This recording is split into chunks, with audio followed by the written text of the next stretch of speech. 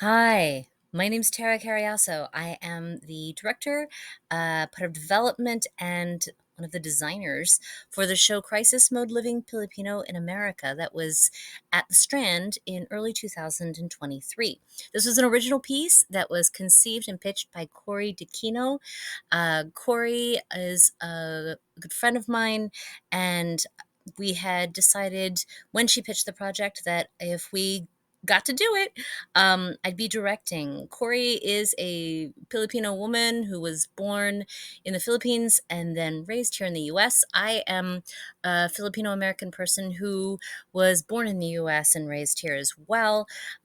So our histories, though different with regards to citizenship, are not different in other ways where we experience the world. And we were really lucky to have a lot of Filipino women working on this project with us. I just wanted to use this medium, this moment, to explain a few really cool things that I got to do in this project because I feel like it was really powerful as an example of Filipino women in representation on stage, but also as an example of using the stage for talking about colonialism, talking about the impacts of colonialism on people today, here and now, rather than thinking of it in the past. Um, and also speaking of myself in terms of the work I do as a director, since it's really hard to articulate that some of that information in the past tense. So let's get moving. First, this piece was purposefully designed from a presentation that Cori had created. And she was purposely trying to uplift her own struggles with mental health and identity as a result of being an immigrant who came to the US from the Philippines and then growing up Filipino here in the United States. Again, something I have a lot of experience with myself as well. And the many ways that she has had to encounter her otherness again and again. This piece, I staged it in a way that allowed me to break up her concepts into different settings and different relationships with the audience. Because it's a one person show, I wanted her to be constantly in direct communication with the audience, whereas sometimes you expect to see something in profile or where there's that fourth wall. This piece was not that. This piece was, she wanted it to be an intervention essentially between the audience and her, where they get to hear something from her directly that is truthful about her own life and her own experiences. So in this image, you see Cori sitting behind a chair on a Filipino sun design from the Filipino flag, and uh, she is recognizing in this moment her own experiences with mental health and things that she struggled with, and understanding that they are resultant from her experiences with colonialism. And we brought this image back a couple of the it was in the show twice, because it was a powerful way to go back to the vulnerability of being someone who was othered in numerous ways in your life, because you're a woman, because you are a brown person in the US, because you are an immigrant. Um, and I thought it was a really powerful staging where she's in one point in the chair, and then in other places you see she goes through these experiences of recognizing her trauma and ends up under the chair. Second image I have here for you talks about traditional dance that was used. We had an amazing choreographer, a Filipino woman named Catrice. Catrice is also a photographer in Baltimore who's fantastic, who I've worked with many times before and I really love. But Catrice is a talented choreographer and did some amazing work with us getting the dances that Cori wanted, traditional dances, staged. She also contributed to the clothing that Cori wore, and This piece was really a way for Cori to uplift a lot of the true histories from the point of view of the colonized person, as opposed to being from the point of view of the colonizer, which happens to live mostly in history books and what we hear. And the Philippines has a rich, deep, dark history of colonization with the United States. So I'm going to keep moving. Speaking truth to power, we have an image here. Cori had been wanting to share a lot of different pieces of information with the audience that are historical. What we brainstormed between us was a teacher character that she would be able to interact with the multimedia of the screen. We created the screen as sort of an interior place for her, as well as an exterior place for these teacher moments. But it was a place to project images from her experience, to interact with them, to share them with the audience as an offering, but then also to find places to speak truth to power via this character of the teacher. In this particular image is an image of Uncle Sam. It's a cartoon. I can't remember what year this cartoon was from, but it was speaking to how Uncle Sam was a teacher to children like brown children.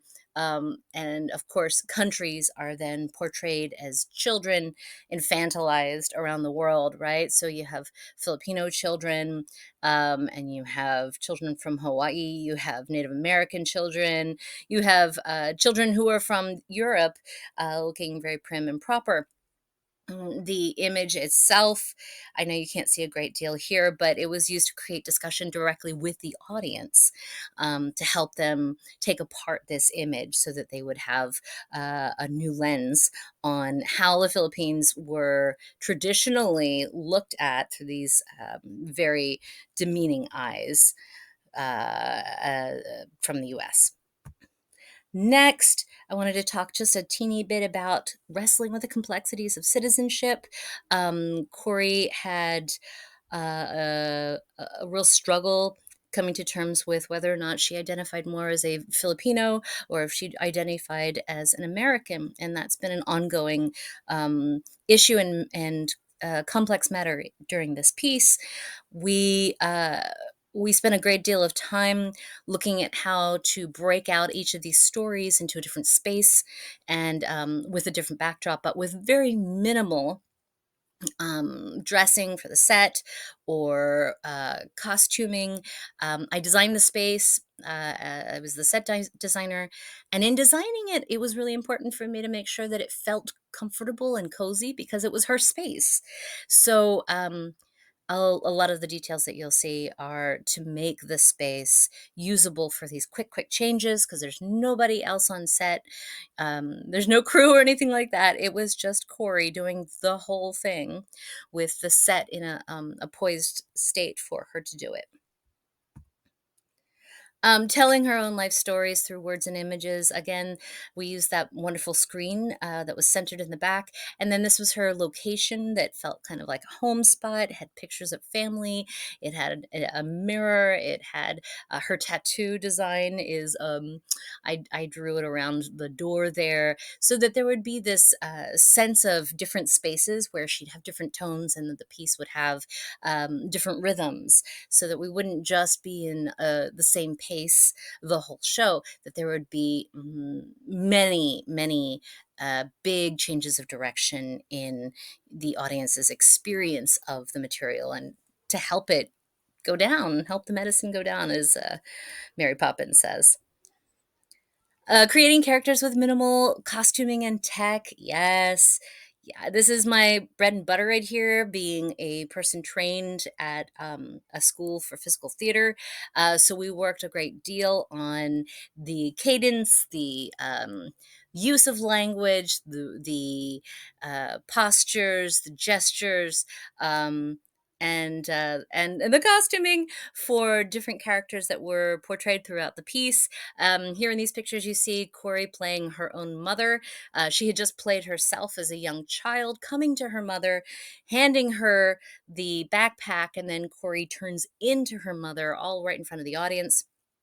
And then in the other picture, you see her as teacher Cori, where she later hands out candy to the audience for getting questions right.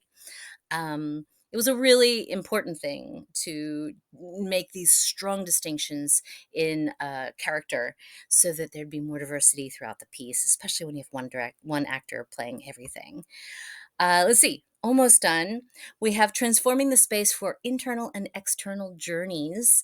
As you can see, this floor was painted with not only the Filipino flag and the Filipino stars. I painted the floor to look like a wood floor. This was actually the Strand's own big pieces of plywood that were painted to look like a really complicated hardwood floor with embedded images as well. And then you'll see the second half of that floor in the first image there. It looks like their white lines look like fractures or like it's not complete. This was the primary place I had for creating metaphor for the stage because it had to be really easy to move around, and the space had to have designated spaces that were all very different without too much clutter. And so the floor became my main space for coming across with design concepts. So the lines in the floor are really like fractures in her sense of identity and self, but then centering these great places where she can feel powerful on the sun and the stars from the flag. And then also some really great lighting design from Amy Belchner Rhodes, and the Christmas lights, which Corey always says is very, very Filipino to have Christmas lights up all year round. Which totally is. It's in my house too. And yeah, so internal journeys as well as external.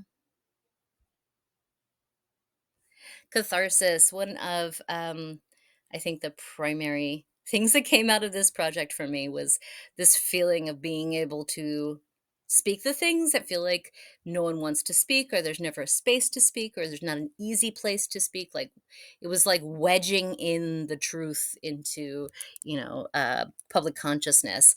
And there are some real moments of vulnerability when, you know, having strong feelings and reactions to things that have been done wrong to you and your people for hundreds of years. Um, it can be really frowned on when you're a person of color. That's definitely my experience as well, and that you're considered angry or you're considered, emotional. And of course, we all realize that's bull.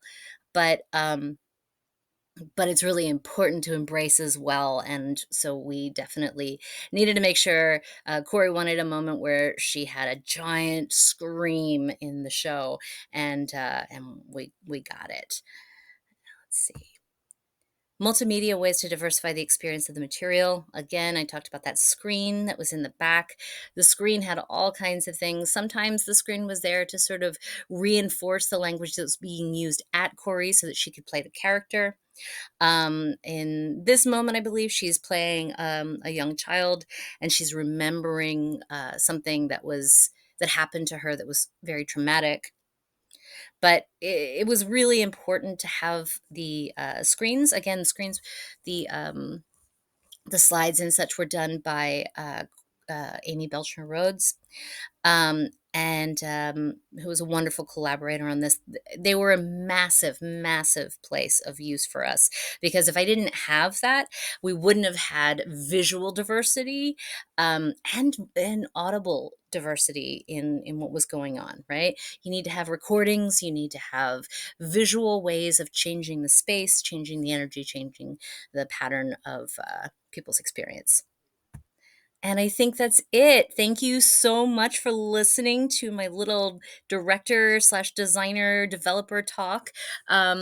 Really powerful experience of working on this piece with Cori as designer and her co-developer, and also as her director of space to create these moments for the audience. Thank you so much.